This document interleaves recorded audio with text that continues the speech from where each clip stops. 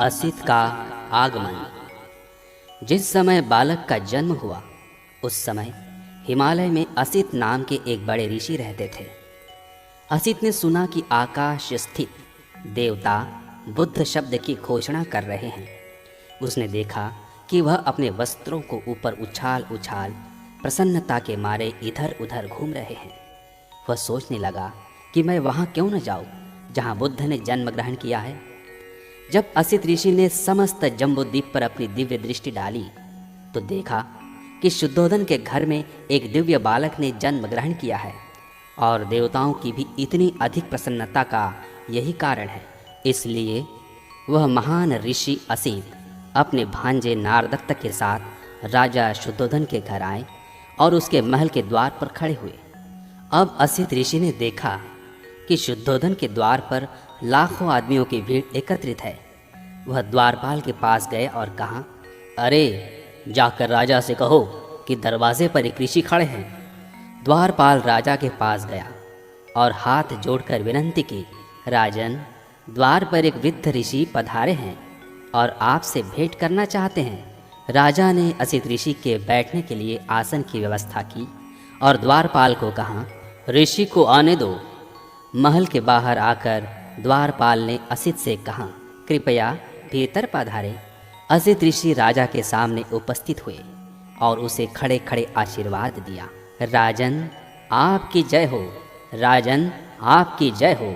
आप चिरकाल तक जिए और अपने राज्य पर धर्मानुसार शासन करें। तब शुद्धोधन ने असित ऋषि को साष्टांग दंडवत किया और उन्हें बैठने के लिए आसन दिया। जब उसने देखा कि असित ऋषि सुखपूर्वक आसीन हैं तो शुद्धोधन ने कहा, ऋषिवर, मुझे स्मरण नहीं है कि इसके पूर्व आपके दर्शन हुए हों। आपके यहाँ आगमन का क्या उद्देश्य है? आपके यहाँ पधारने का क्या कारण है?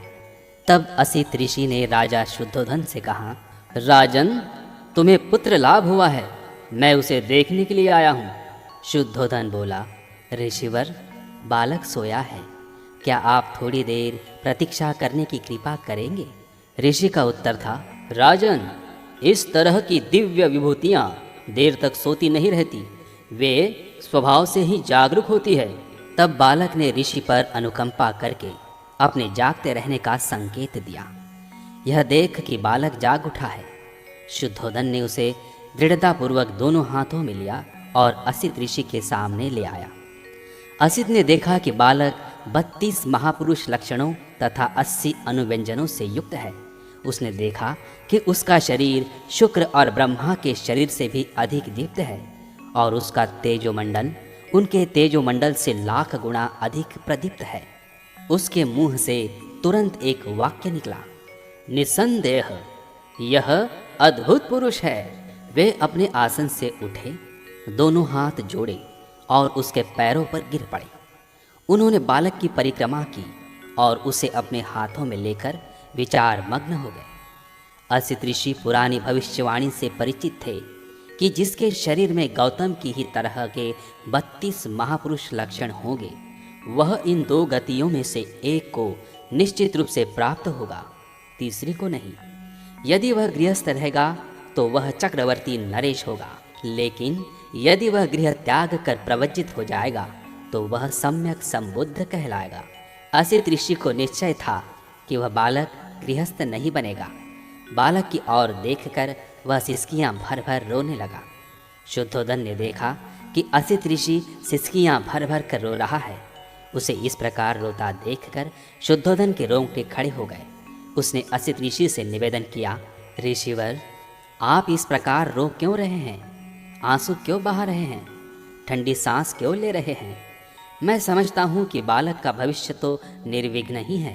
असित ऋषि ने राजा को उत्तर दिया, राजन, मैं बच्चे के लिए नहीं रो रहा हूँ, इसका तो भविष्य निर्विघ्न है।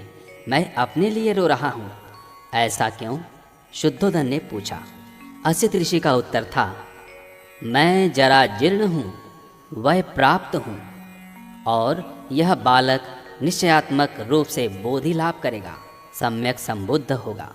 तदनंतर वह लोक कल्याण के लिए अपना धम्म चक्र प्रवर्तित करेगा।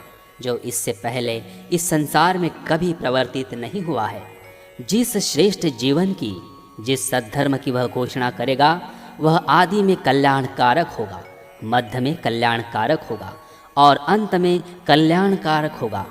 वह अर्थ तथा व्यंजन की दृष्टि से निर्दोष होगा, वह परिशुद्ध होगा, वह परिपूर्ण होगा।